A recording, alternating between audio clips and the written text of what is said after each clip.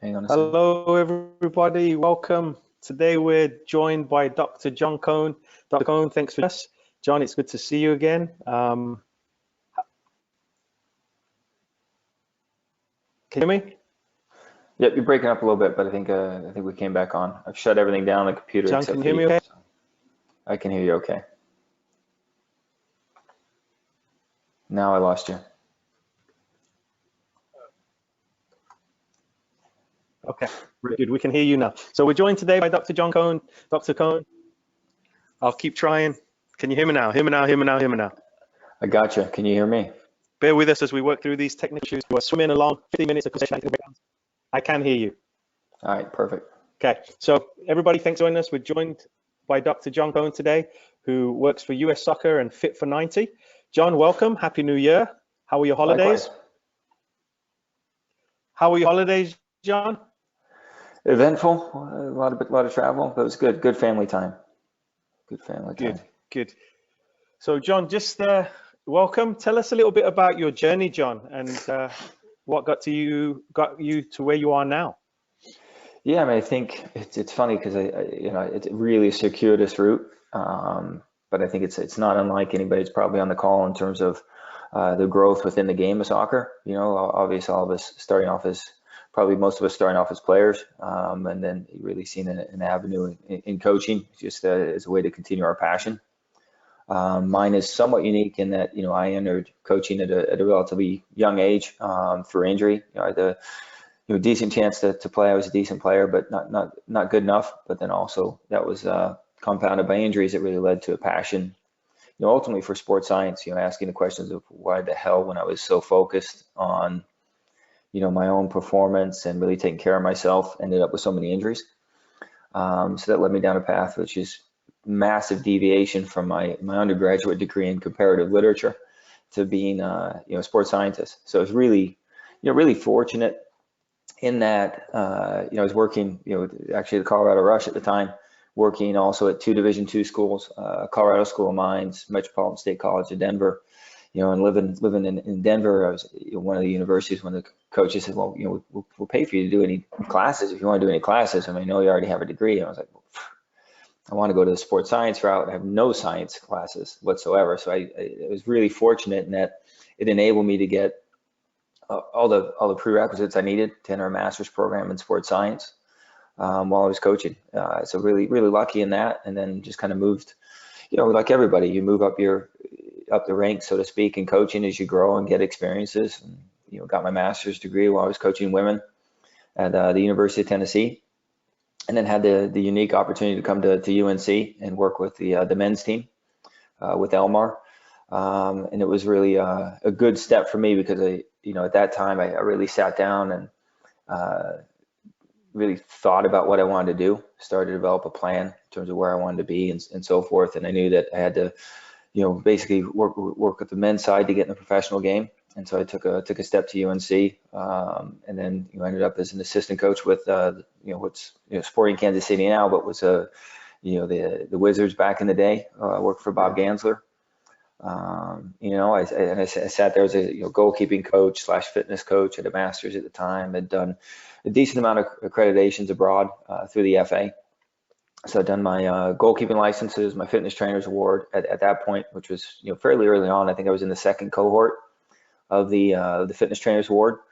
And so yeah, I was sitting there as an assistant coach at 34, 35, really trying to figure out where I wanted to go from there.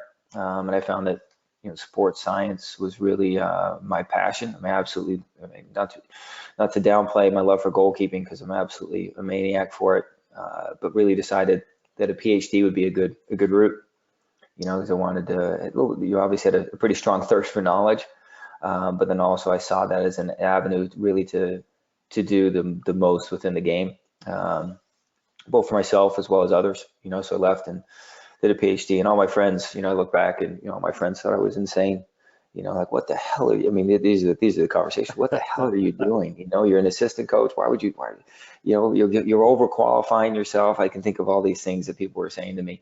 And now I think it's, I had talked to Ziggy Schmidt once, and Ziggy, he said to me, he's like, is it worth it? you know, and I had about 5 months left to go. So I don't know, Ziggy, I'll tell you in 10 years, you know, and we're coming up on 10 years, you know, and I think now Yeah. I would finally say it's been worth it, you know, but it's taken about 10 years, you know. Yeah. Yeah, but that's kind of the process. And I think, you know, one thing I tell this to, you know, when I introduce myself, for instance, in the courses, I think you probably heard me say this, Chris, but like this is the unique thing I have, right? You know, the qualifications, forget all that. It's actually the pathway that I got here and the amount of practical experience I got simultaneous to walking into the classroom. So going from the classroom to the field, from the laboratory to the field. So my brain was always working through the information on the science side and its application to the players I was working with on the field. And I think Yeah. that's the single biggest strength that I have is the ability to apply practical the science to the practical world, you know, and look at it, you know, through the coach's lens, the player's lens, as well as the sports scientist lens. So without that understanding, in terms of the context, I think uh, that's my single biggest strength, I think, you know, Yeah. and that's the I would pathway. agree. I agree. I mean, we met a few years ago in Virginia. The Hmm. Virginia coaching ed staff, Paul Shaw and Gordon Miller and Matt Buddy at the time, had put on a coaching ed session, and you did a classroom session, and then we Hmm. did a field session, Yep. and you kind of it was right. I mean, you backed it up, and just that gift that you have, John, of going through the classroom stuff and then applying it on the field, I thought was absolutely brilliant. And you know, from there I started to follow your work, and then you know, got fortunate enough to be in the B class where you were teaching periodization, and it helped me make a little make more sense of periodization and the whole, you know, the whole understanding of it, you know, to Right. realize that our ways and what we were doing, what are we still doing sometimes, is not the best for player development. So thank you for your role in my journey on understanding that. Um, and hopefully Thanks. we'll get into that as well. So, but so you worked for Colorado Rush in its first year. I know you mentioned Tim Schultz. Tim's on. He said he can hear us both just fine, and we'll Perfect. get your evaluation as a coach from Tim back then, if you can remember in '97 what it was like. I think back to some of the things I do, especially with the goalkeepers and what I know now, and I just obviously head in hands, you know, because you wonder what you were doing, you Yeah, know. yeah. And it is, Context, right? It's all context. yeah. I mean, but it's also your knowledge, you know. And if I thought back to what I did and I didn't put my head in my hands, I think then we'd have a big problem.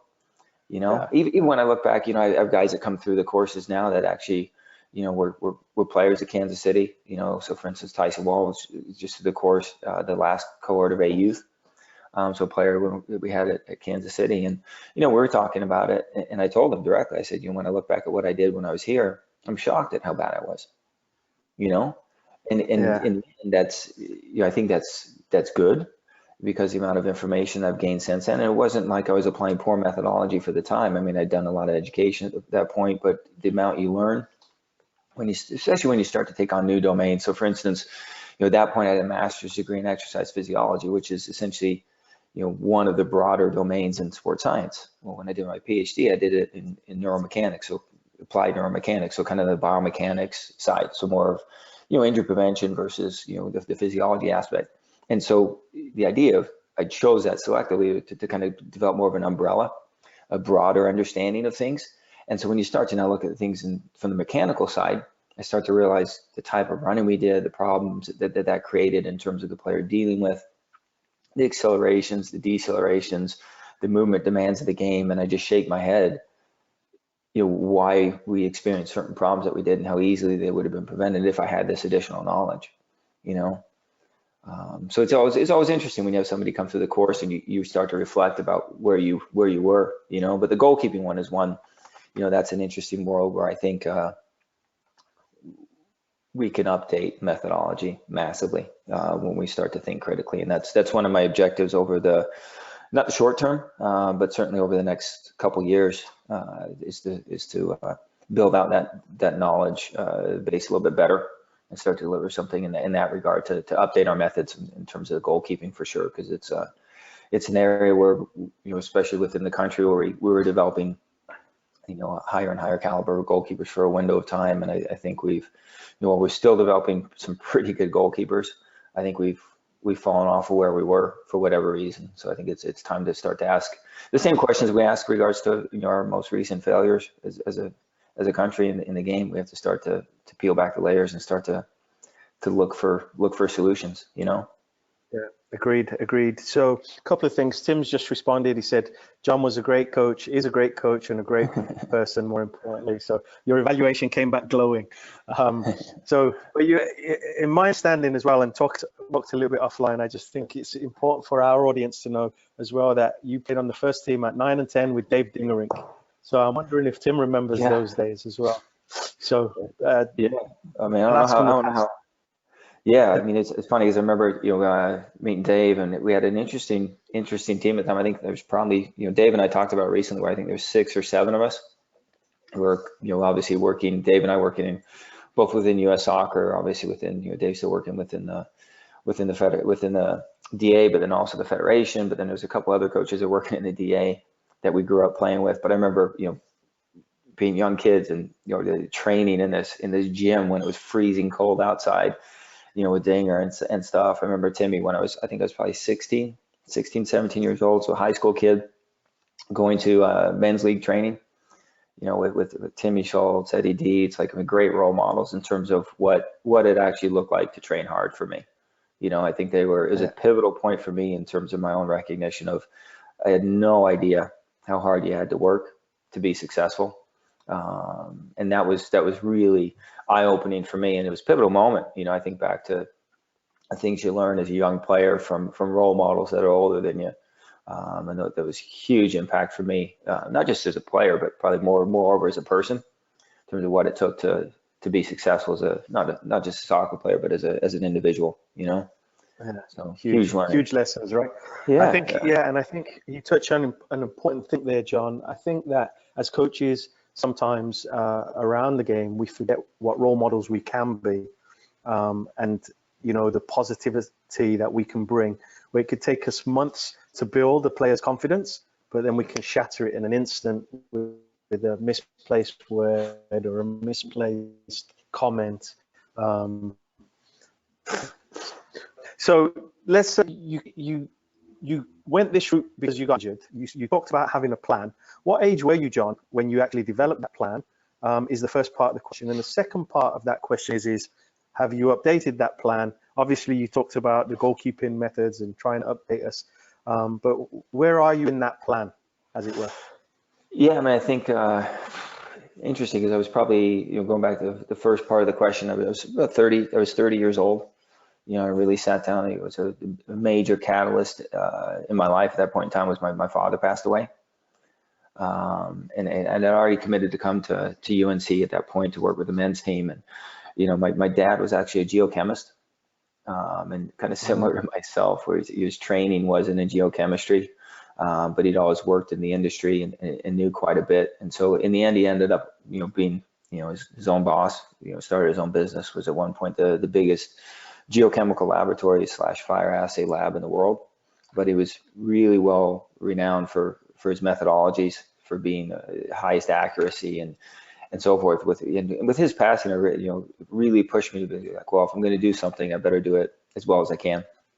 Because that was kind of how he lived it. So it was a really big catalyst for me, where I started to self-reflect on, how diligent I was going to be, how hard I was going to work to peel back all the layers of what I could know. So that was a big piece for me in terms of just motivation. People always, talk about honoring, legacy and so forth. And for me, it's just, I don't know if I look at it in those terms per se, but for sure, it's always a motivating factor for me.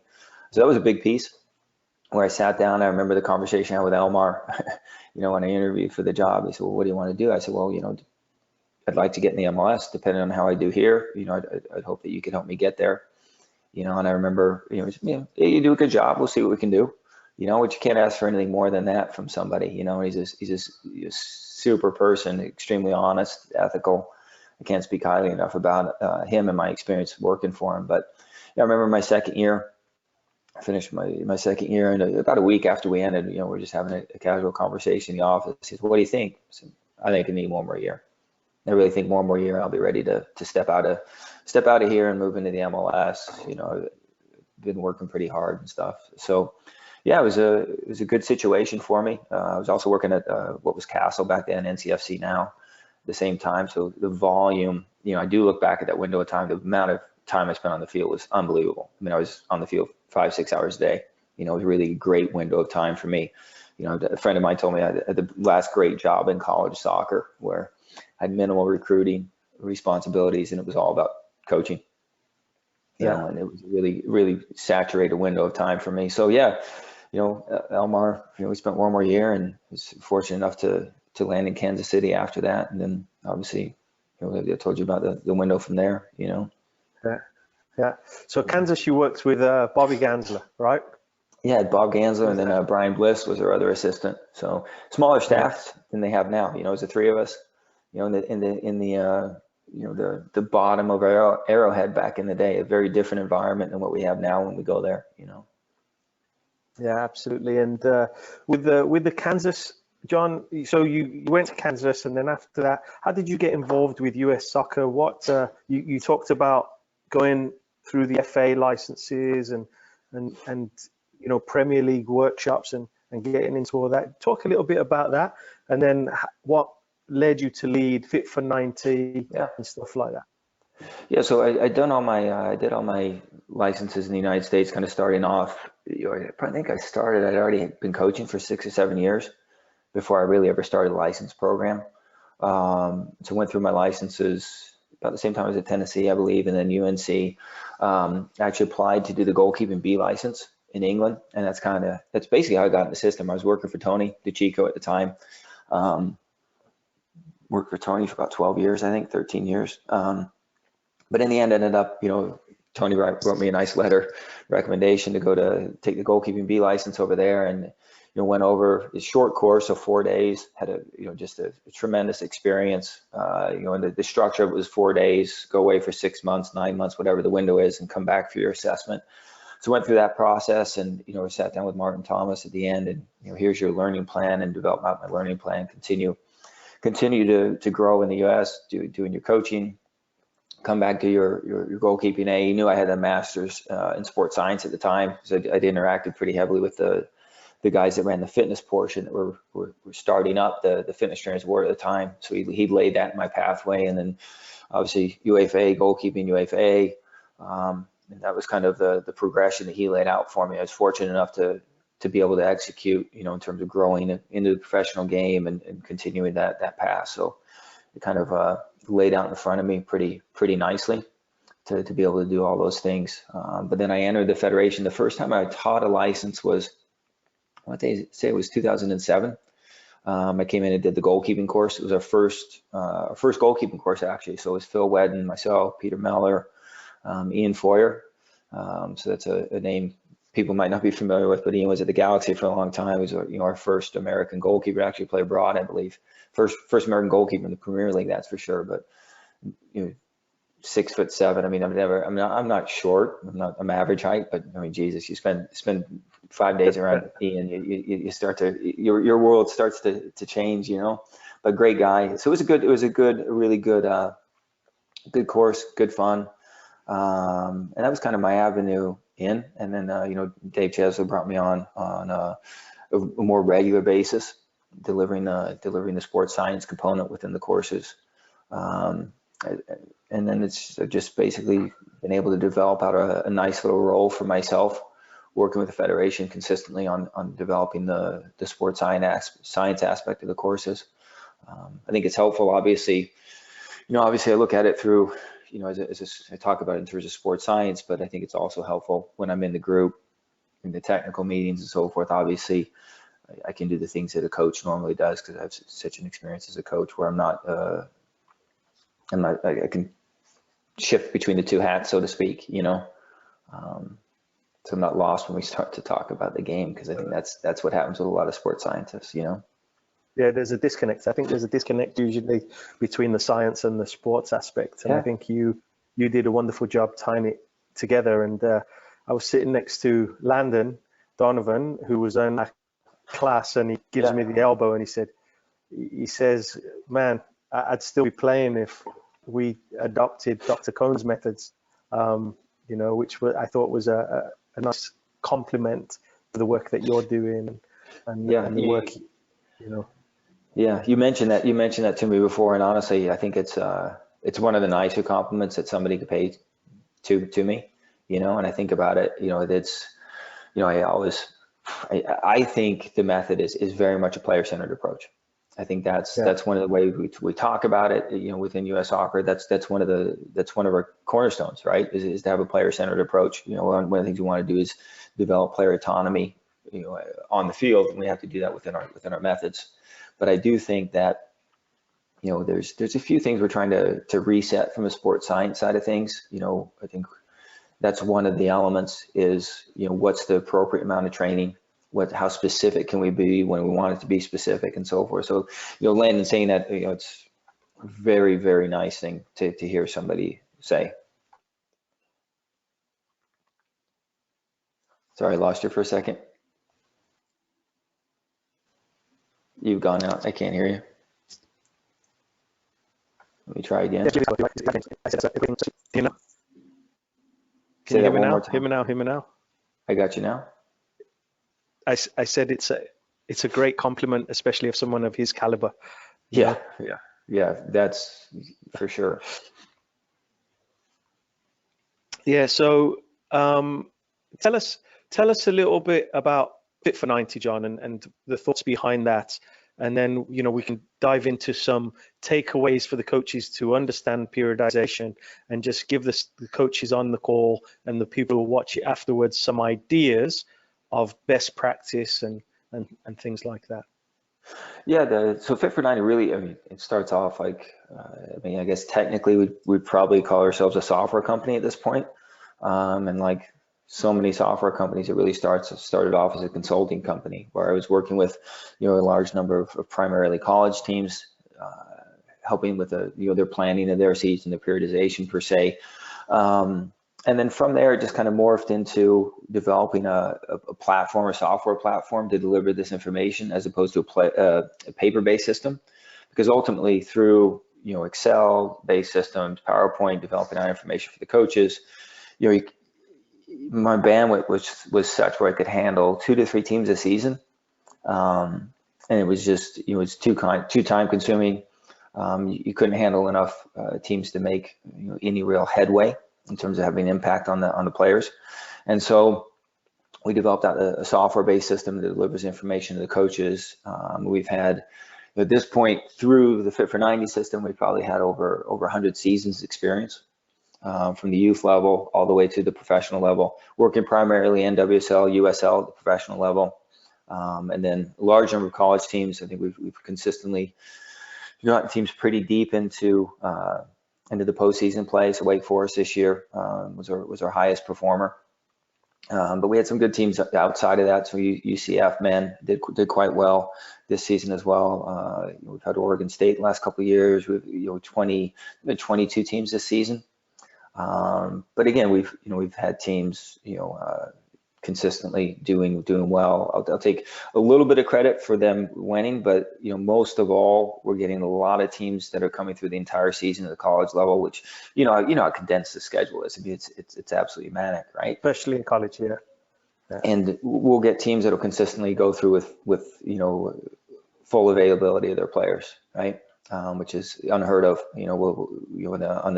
Anytime we get an injury, we're always asking questions, in terms of what we could have potentially done differently, done better, which is always an interesting conversation when you self-reflect about it, what we maybe got wrong when we do get an injury. But those injuries, fortunately, are really few and far between.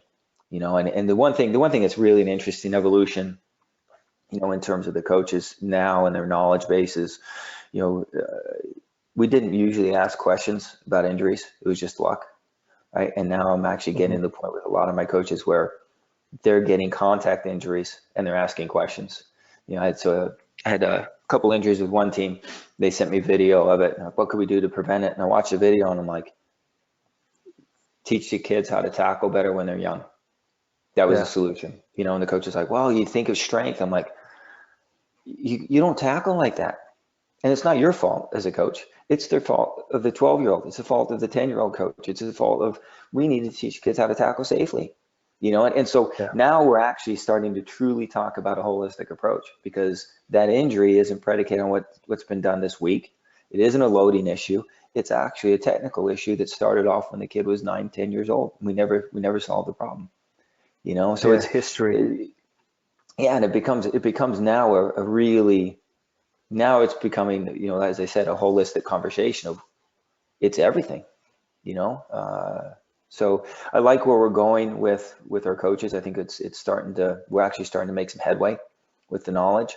And that was a big objective of Fit for 90. How can we do a better job with the teams we manage and so forth? And then ultimately that periodization piece, the consulting piece, led to, you know, how can we develop out essentially a software system that would allow the players to input information in terms of readiness, so sleep, mood, stress, kind of the classic domains that we know are indicative of overreaching, overtraining.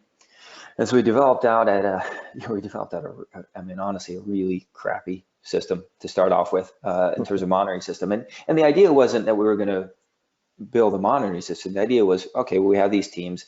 This will be a helpful tool so that the coaches can do a check, you know, to see if the player's readiness matches what our training load prescription has been. So, you know, essentially that's a fundamental thing. You know, you wake up, you have a finite amount of energy today. That's the energy you have for training, right? So if I use too much, right, I'm going to start the process of overtraining. I don't use quite enough, of course, relative to when my games are, right? Now I'm going to be under training. So when you go into the game, you're under prepared, right?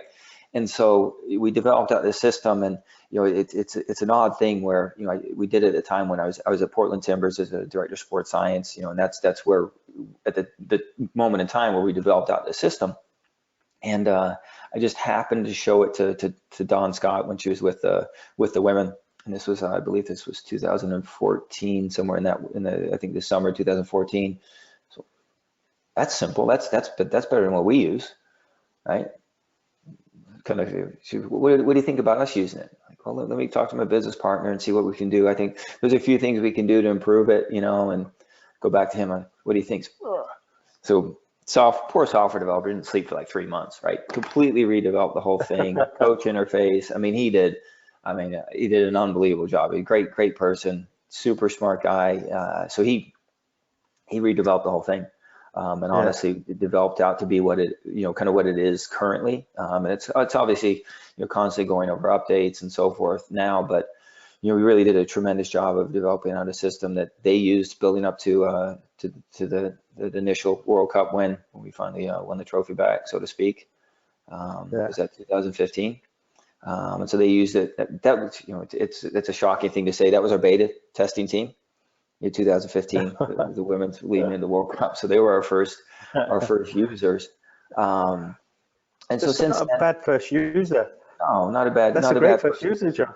yeah, not a bad first experience. So that was, I think it's a unique thing for a company to say. But you know, since then, you know, obviously we have a large number of teams that use the system. I don't know what our actual number is, you know, today, but it's, you know, it's well over 300, 400 teams where, you know, we have teams, you know, we recently just signed a Danish team, signed a Finnish team a couple weeks ago. It's kind of interesting because it ebb and flows according to when seasons are kicking on and stuff like that. We have teams within them, but MLS, the full NWSL has been on board for several years using it through US Soccer. Yeah, so it's I think just the monitoring piece alone is pretty informative for the coach. Ultimately, you know, our next iteration as a company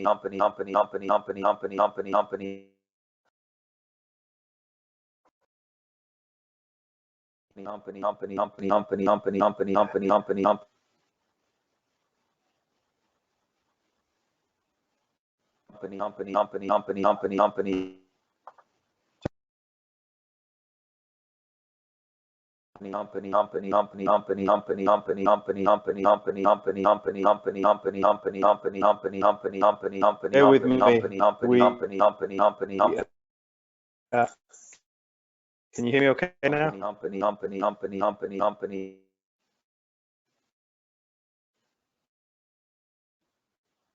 And we seem to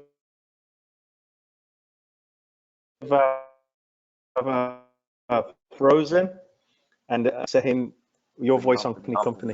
Just give me a second as I wait. Can you hear me? If anybody can hear me. John, can you okay?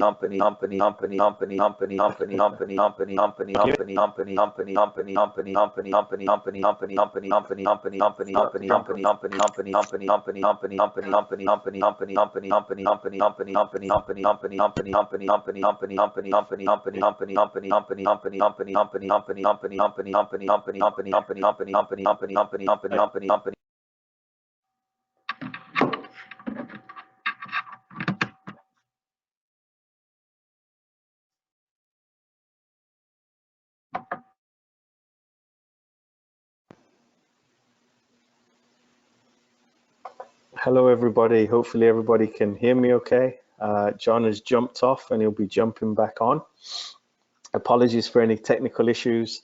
That's 2 in 2 days now. We have a bit of frozen, big traffic on the internet. Can everybody hear me okay?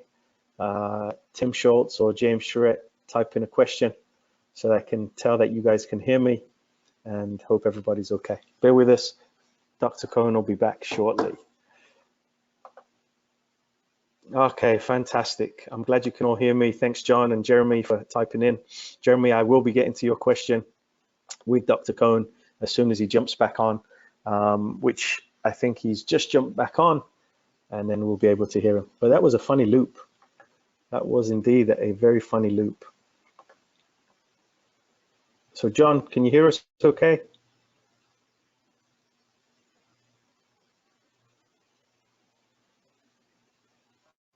John is on and will be with us momentarily. So everybody, I hope you're well. Start to think and type in your questions. Our objectives were today to talk about periodization and the physical and cognitive loads, and understanding that a little bit better, to get information about Fit for 90, and then which we've started to do. As you can hear, that's a software package. John, can you hear me?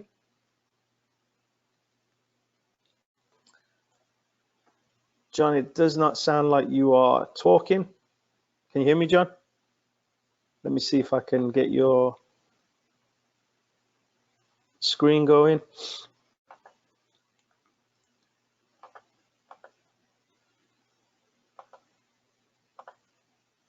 John, can you hear us okay?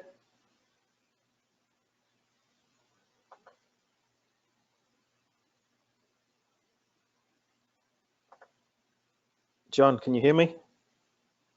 We cannot hear you. Speaker. John, can you hear me? We cannot hear you, no. Interesting. Technology. I don't believe in technology. Check my website.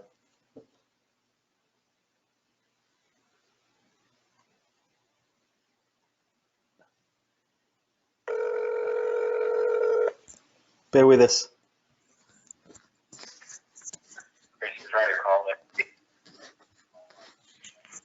Yeah, I can hear you on the phone, but I wonder if everybody else can hear us.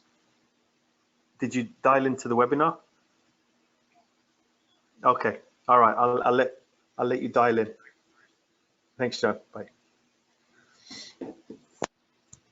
So again, bear with us as we get through these technical issues. John's going to dial in to see if he can connect via the telephone. He's obviously a legend of a guy, lots of experience, a wealth of experience, wonderful, wonderful man, and shares his knowledge and time so well. So if you haven't checked out his website, it's fitfor90.com, fit for 90. And John, can you hear me? I can hear you. You got me now? Okay. Yeah, we can hear you. Can everybody else hear Dr. Cohen as well? Just type in Jim. We did have a question, John. So we got stuck on the company, and you are heard. So now Jim Dubois, a good friend of mine who was on the B license, he wants to know, at first, when you were rolling out the periodization, did you ever have players reject you and the methods and did not buy in when you first started rolling out periodization and the training? I think that the players are a challenge in so much that when they don't understand what we're doing and why we're doing it the way we do it, it's always going to be a challenge, whether we're talking about this or any other methodology. So I think explaining to them and educating them as to the why is one of the first challenges we have as a coach in regards to anything. Now, obviously, in terms of where we've been as coaches and what probably all of our experiences have been, it is unique, it is different from what we experienced, and it's different from what the players have previously experienced. But in the end, the players, once they start to experience it, I think that's where they really start to understand that it makes more sense than maybe what their experiences were in the past. Does that make you guys follow? Yeah, it does. It does. And so they don't necessarily think they can get fit just by playing the game. I think that's probably one of the core challenges that we have is, there is a sense that they're under training because they don't realize how hard they're working because it's fun, because the ball's actually involved and they're playing the game and so forth. So I think that's one of the biggest challenges that I've seen and has been articulated to me both by coaches and then also by players. And in the end, this is, the bridge is of course explaining to them the why. How much more economical, we used to use this phrase economical training, and I think this is that to the extreme, where we're trying to train both the cognitive abilities of the player, not just to make better decisions in the moment, but make more of them. And it really is starting to personify, a truly holistic approach in that regards, Yeah.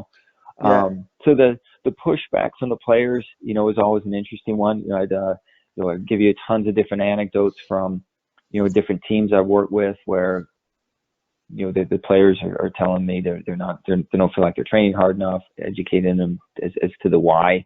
But then also interestingly, I have one of our NWSL teams the players, same thing. The players don't feel like they're training hard enough. They feel like they should be doing more. But then at the end of the season, they get the data back where they compare all the teams, and actually their training loads were the second highest in the whole league. In the meantime, the players believed that they were under training, right? And so it's always an interesting thing when you get that objective feedback and you compare and you start to realize that in fact you weren't. You were actually at the top in terms of the level of demand placed on the players. And that's one of the things I think. This is one of the things that I don't do a good enough job doing when I teach the licenses in particular is, this isn't the concept isn't curtailing training, right? I think it's a different experience for the players, and that in and of itself, because the ball is all involved, ends up being perceived as a lighter load, like we talked about a second ago. But one of the things that we have to consider as coaches is you have to educate your players on what it's like to play really hard and really fast and be able to execute at this highest level tempo, right? Because that's really where we bridge where we are now currently in terms of the player development to be at a higher level, right? Can you perform more actions at a higher rate with more focus? All these layers as we peel these back, those are the things that we have to look at doing as coaches that are really going to move the mark in terms of our player development. So not that I'm asking us to train less, I'm asking us to train differently and then accelerate the game demands on the player. Yeah. Does that make sense? Yeah, it does. Train more intentionally. But when you're saying that, asking players, can you perform more actions at a higher level with making better decisions?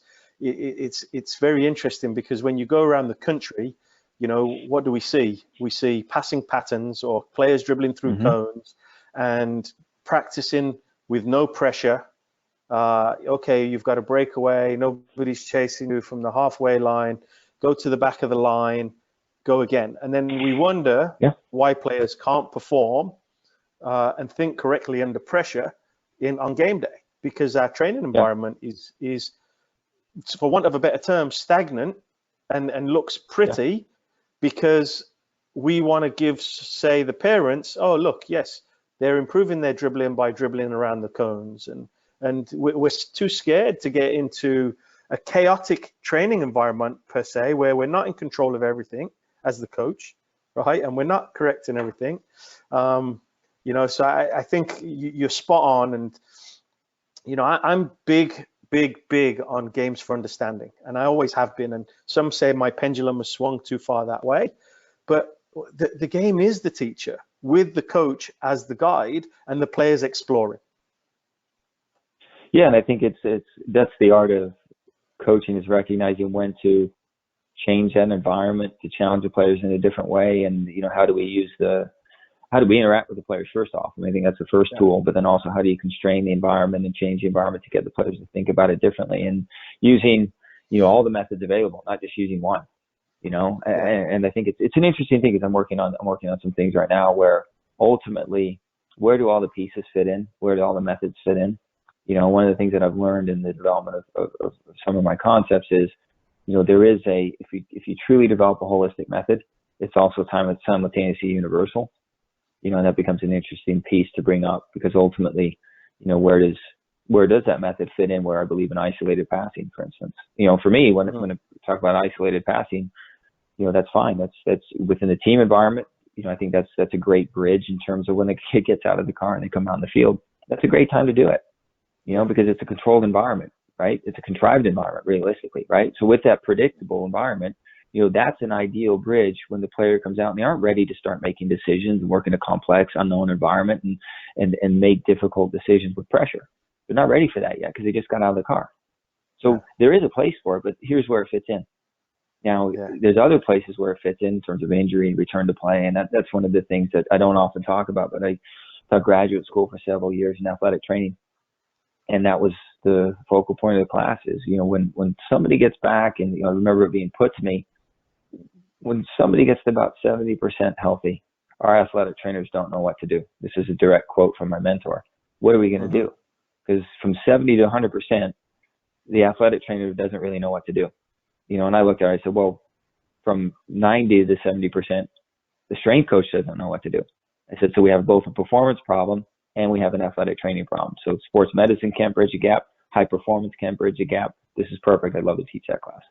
And I was fortunate, I developed the whole course. I taught it, I think, 7 rotations. So it was great. It was great because it really pushed me to think about my methodology. And this is one instance where, I used a lot of isolated passing sequences with somebody coming back from an injury, for instance, to improve their fitness, get them on the ball more often. Obviously, it's a hell of a lot more fun for that player coming back from an injury to be doing things like this. And it's an important thing. It's a really important thing for them to do in their return to play. And so there's a piece where these methods, they do fit into the large scope. We just have to consider them in the right way and do them at the right times. Yeah, and I think you brought up a big thing there, and the right pieces in the jigsaw, right? And there's an old saying that jigsaw puzzles are easier to do when you can see the whole picture. And sometimes I don't think as coaches we look at the whole picture.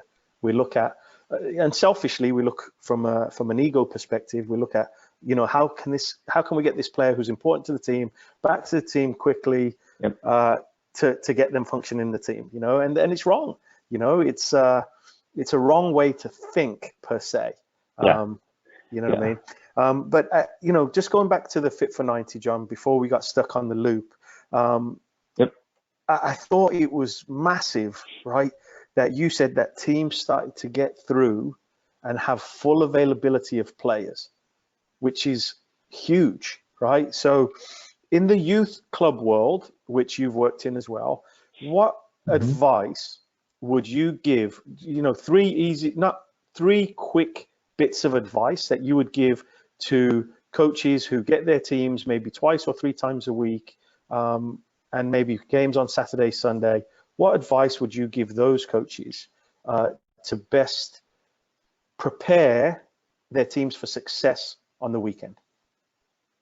Yeah, I think it's a difficult one because ultimately, anytime we start to talk about a week, I immediately go into my head where you have to actually think through the details.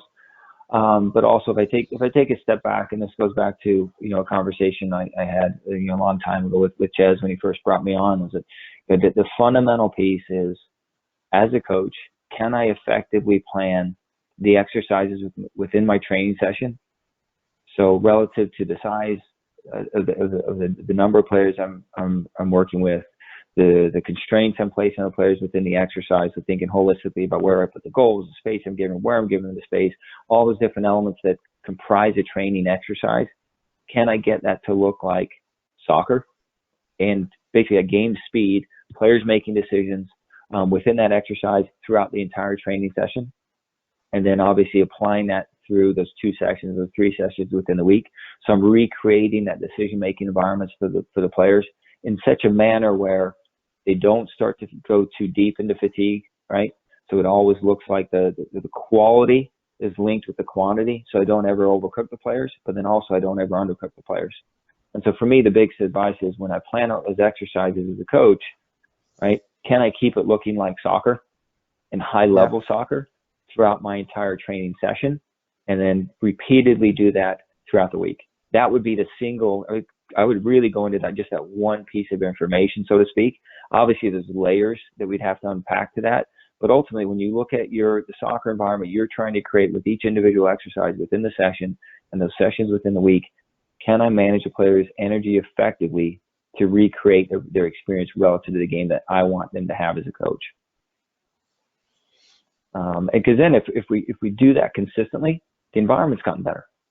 We're going to inherently develop better players because they're going to be experiencing the game at a higher speed, a higher quality per se, and we're always taking them to that end point where, not to say they're not being challenged, they need to be challenged. They need to experience fatigue, but they don't need to experience fatigue to the point where the wheels come off and there's a slowness that we naturally see when we start to, what we used to refer to slogging the dead horse. I remember we watch, coach, they ain't going to get it. They would have gotten it by now, and the legs have come off, and they're never going to get it because they can't play fast enough. They can't make the decision we need them to make. And I think that's, if you look at your session as a coach, you're watching it, and you start to see those things occur, you've gone too far. So we want it to really look like the game, but obviously push the players. As we talked about a minute ago, how can I push them to play as fast as possible, make as many decisions as fast as they can, be uncomfortable, get them uncomfortable on the ball in terms of the pressure they're experiencing and so forth, because that's where the growth is going to occur. It shouldn't look good. Like we shouldn't, Yeah. the idea No, that we're going to see success all the time. If we see success all the time, our training sessions are not demanding enough on our players.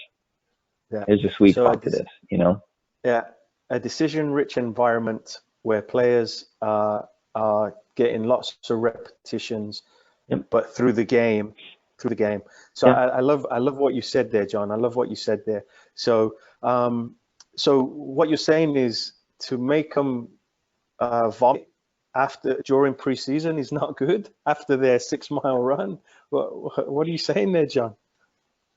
Well, it's funny though, because like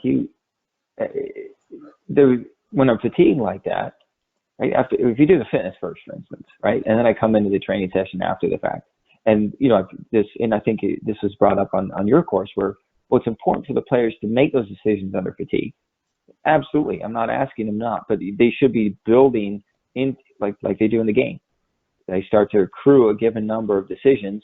They start to accrue a given number of actions. Now the wheels start to come off in a very specific way, right? Now I can actually cue the player to maintain that focus for longer and longer. And so there's a growth to the player's experience where they're not just growing physically, they're also learning how to manage the game. They're learning how to manage themselves, and they're learning how to maintain a higher level of focus for longer periods of time. So now we don't get these gaps within late in the game or in the middle of a half where, the wheels come off in terms of just the ability for the players to maintain attentiveness, Yeah, absolutely. Yeah. So, people, have that conversation. Well, we always concede goals in the first 5 minutes and the last 5 minutes. Well, what was your warm up like? Did it look like the game? Absolutely. Was there a cognitive load? Did they concede in the last 5 minutes because we were too tired? Was it a mental breakdown? Was it we don't. This is where I don't think we look at the science enough, right? And as simple as, like you said, there are different ways for the wheels to come off the bus. So we can observe, but we can also ask questions. How are you feeling? Right. Well, coach, and I don't think we do that enough, right? We try to do a bit of a wellness thing with the players. How did you sleep? How long did you sleep for? How do you feel? How did you feel in this moment? We do a lot on memory and how you feel, but also looking forward, right? With the players. And you've continually talked about peeling back the layers, the why, and self-reflection, right? And I think it's huge as a coach, but also getting players to reflect on how they feel. Yeah, absolutely. Yeah, huge. So give us a little example, John, of a heavy load day. We've had recovery for, say, 72 hours. Give us an example of a training session, what it would look like on a heavy load day, 4 days before a game. Give us a soccer specific. So if we come back in, obviously, we talk about this in terms of recovery time, 72 hours, in reality, the full time for the body to, and we're talking now about the adult players, 17, 18 and above, right? Where the amount of time it actually takes for me to improve from that game is more like 96 hours. And obviously there's variability within this, depending on my own body makeup, how I play the game, all the genetic components that go into that, my role within the team. So it's highly individualized, but in the end, we're really looking at a team level, when we look at the mean, so the average for team, it's about 96 hours to completely adapt to that load, to get back to a new performance level where I'm going to actually accrue benefit from that game. So at that 96-hour window, that would be our peak load day as we look at it, right? So for instance, if we said, well, at 72 hours post game, I have 4 days before, I actually wouldn't do a fitness level load. I'd probably reduce it slightly to a 75% load, a threshold day, right? So, but it would be somewhat similar. If we had 96 hours of fitness day and 96 hours before the game, for instance, fitness day, the idea of that day is, of course, that's our best day to train. So just look at it in a holistic approach, minimalist approach as a coach. This is my best day to train. It's both the best day for my players to accrue a large number of experiences, and it's the day where they can give me the highest quality, right? And so it's the day where, if I'm delivering new information in the week, this is my day. this is going to be my day, because ultimately this is going to be the day where they can learn the most, they can onboard the most amount of information, and we can reach a higher level of understanding of something that their competency is lowest at, right? They can also perform the largest number of actions, so they can basically start to assimilate that information in the real world environment. Because ultimately, if it's, if we're asking the players to not perform it in the soccer environment, the learning is going to be lower, right? It's if we go to our passing sequence, for instance, right? Well, you can't receive the ball there because the player would be closing you down. And I've seen this. So you have to play the ball here because that player is going to close you down. Well, there's no player there, right? Yeah. So we want the player to experience that where there is pressure, where it is realistic pressure, where there's a consequence if they don't play it into the appropriate foot, into the right amount of space, at the right weight, and so forth. And if I didn't check away, if I didn't create enough space, like all these things are going to have consequences to my actions that we cannot recreate in any other way, right? And this is the day where that explosiveness is going to be there. That consciousness is going to be there. All of those things come together to make this the best training day in essence, right? And so when we look at that session, the progression of the session itself, while we talked about the load being high, right? The progression of that session is going to be a little bit contingent on what we did the day before, right? Were we home, were we away, and so forth. But in the end, where I start to introduce a high density of information as a coach, where I start to stretch them in terms of their own understanding, is going to vary according to what the day before was. But ultimately, the biggest demand, right? The biggest demand, and realistically, our check for understanding per se, is going to come in that final phase of the training session. So while we've delivered new information, they're starting to accrue experiences within the environment, and specific to that environment being specific to our objectives as a coach, the final phase of training is going to be where our highest demand comes from, right? And that's going to be our check for understanding environment. That's going to be where, we're looking for them to play uncomfortably fast. We're playing a role in this, both by the creation of the environment, but then also by pushing the players to play at this highest tempo. And so, the game's obviously our test, right? We always talk about the game being our test, but then also when we think about, this final segment of training, whether it's in an 11v11, whether it's in the 3v3, right? This is the moment in time where we're able to test the player's understanding of this specific thing that we've been focusing on within that session. Yeah. Right? And so in the end, this is our accelerated game environment. I think there's a lot of different phrases I've used for this, but it's, getting the players to play uncomfortably fast, an accelerated game environment. But in the end, can you create an environment? The fundamental pieces, can you create this environment where it's games-based and more demanding than what the players are going to experience in the actual game itself? Yeah. That's what we want to do in this segment of training, so to speak. Yeah, so making training so difficult that games seem easy. Perfect. Yeah. That's exactly what we're looking for. I love that. Very very pep. But very Klopp, we should say at the minute. That's So we have a question here from Jim again. He says, can we overload multiple football actions within the same training sessions? Multiple focus, multiple game sizes. Would you recommend that, John?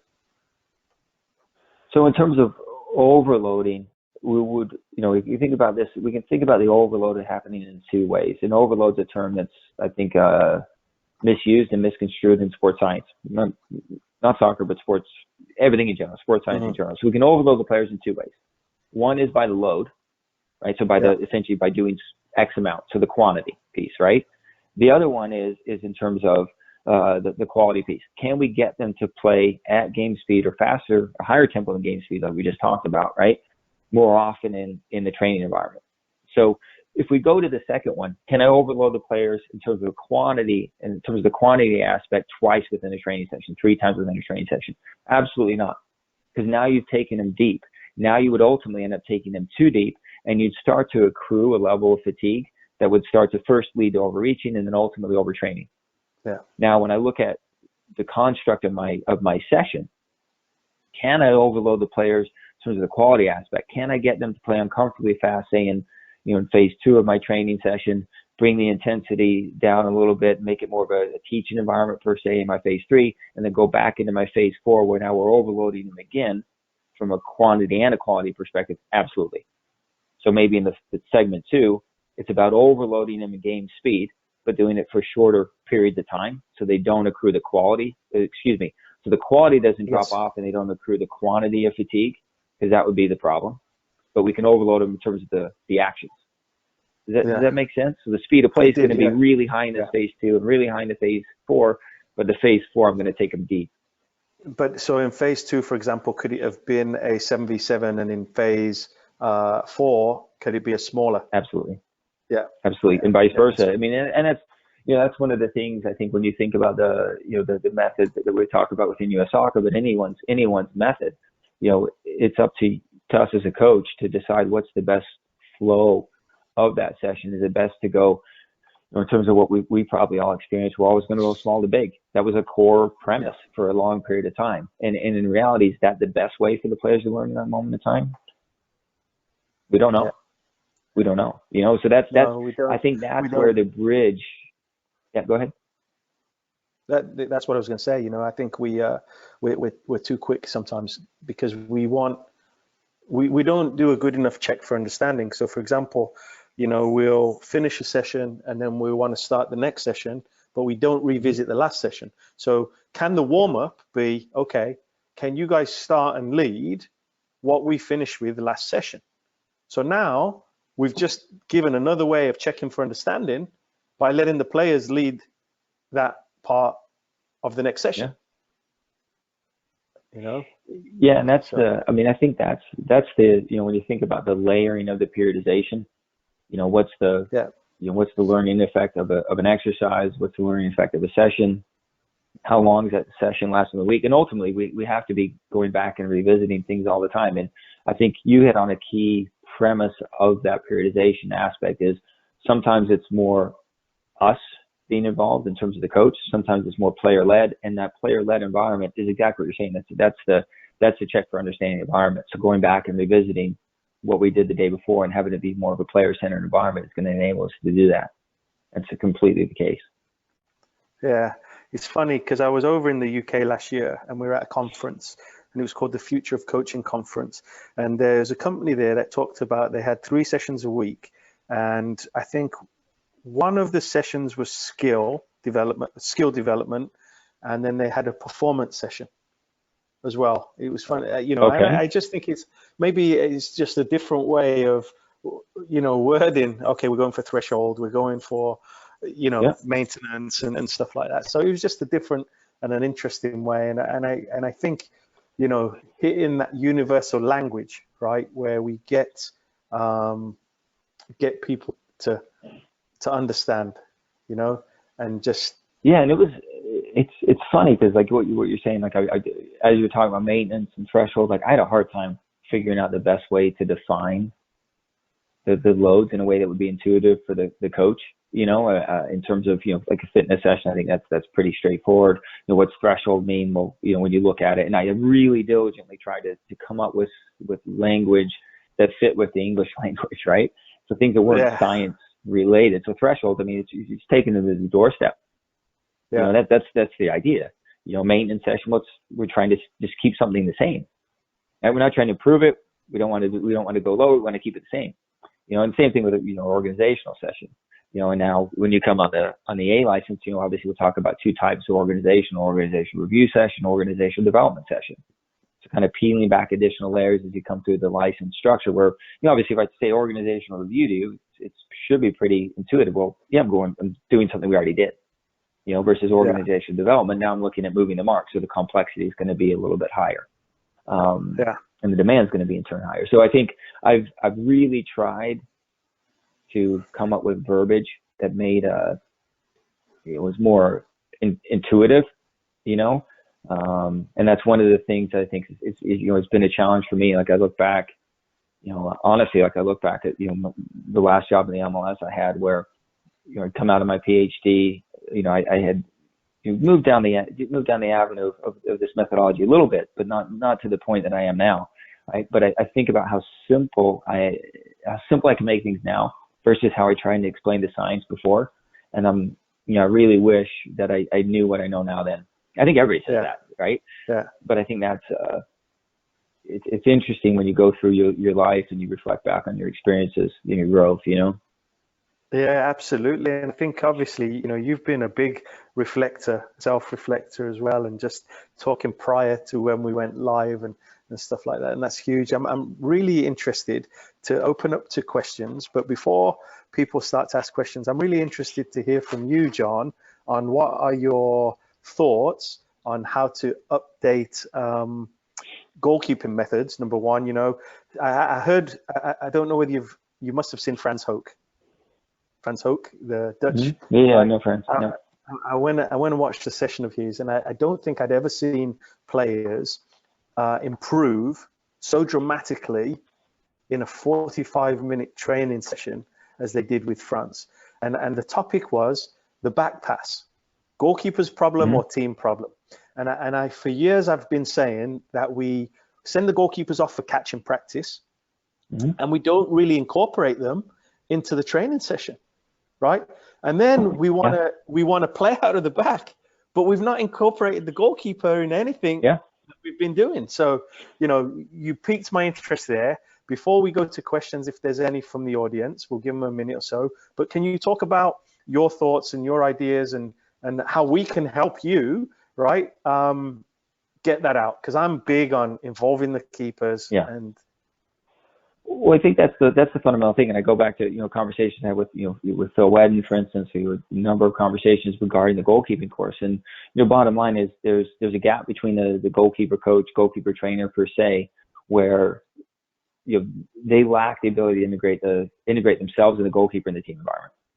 And then the same thing's true of the coach, right? We don't need the coach to coach highly technical aspects of goalkeeping, right? That's very difficult to do. And that's still an important piece of the goalkeeper. I mean, I think that's still a very important piece of developing a successful goalkeeper, a highly performing goalkeeper, is the technical aspects, right? And so there is an isolation aspect to goalkeeping that I do think is important, but it goes back to our conversation. Where does it fit in the big puzzle, right? And fitting in a more appropriate way is really important. But ultimately, the goalkeeper still has to make decisions. They have to make complex decisions, and they have to make them relative to the entire team. And so the only way we can really develop that out is through the team environment. And it's exactly as you say, we want to build out of the back. Well, the only way to do that is to have the player experience within the team, right? But then also, if we go even to something that's really isolated in terms of the goalkeeper, right? As a goalkeeper, if I can better organize my defense to take away half a decision for that player, that's going to change my position. It's going to change my understanding. It's going to change the save that I can potentially make. I'm going to make that save more often.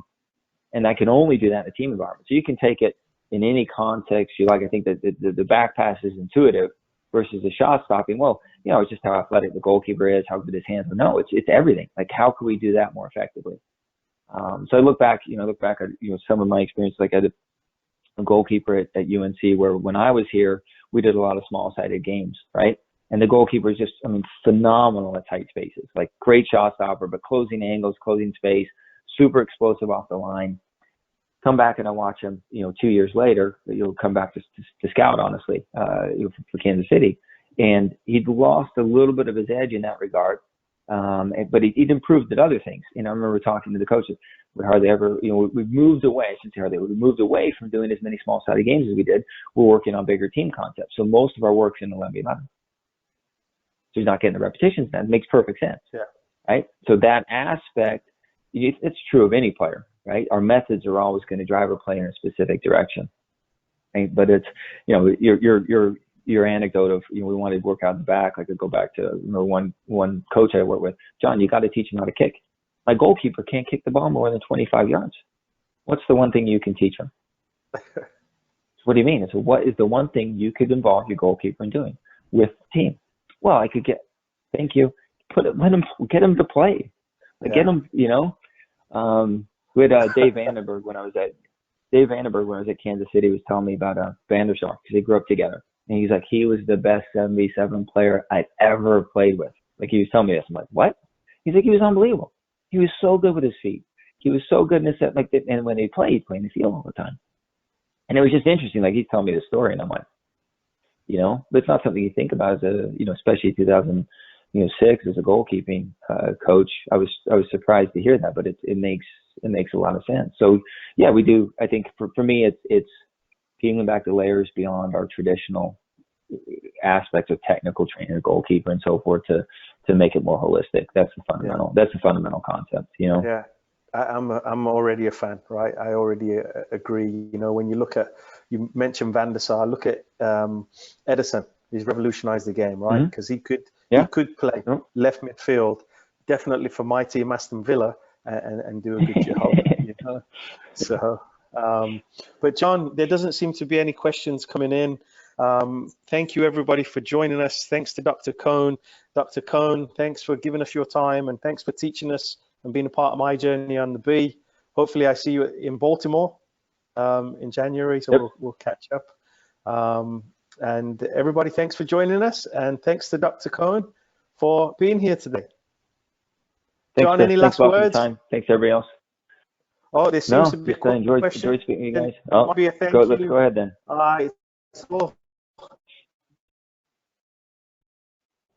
It's all thank yous. Thank you. Okay. Timmy Schultz, Dubois, everybody saying thank you. Just keep saying thank you. So Timmy, thanks a lot. Joining us, take care. We'll see you soon, John. Sounds good. Happy New Year. See you, Chris. All the best. Likewise. Bye. Thanks.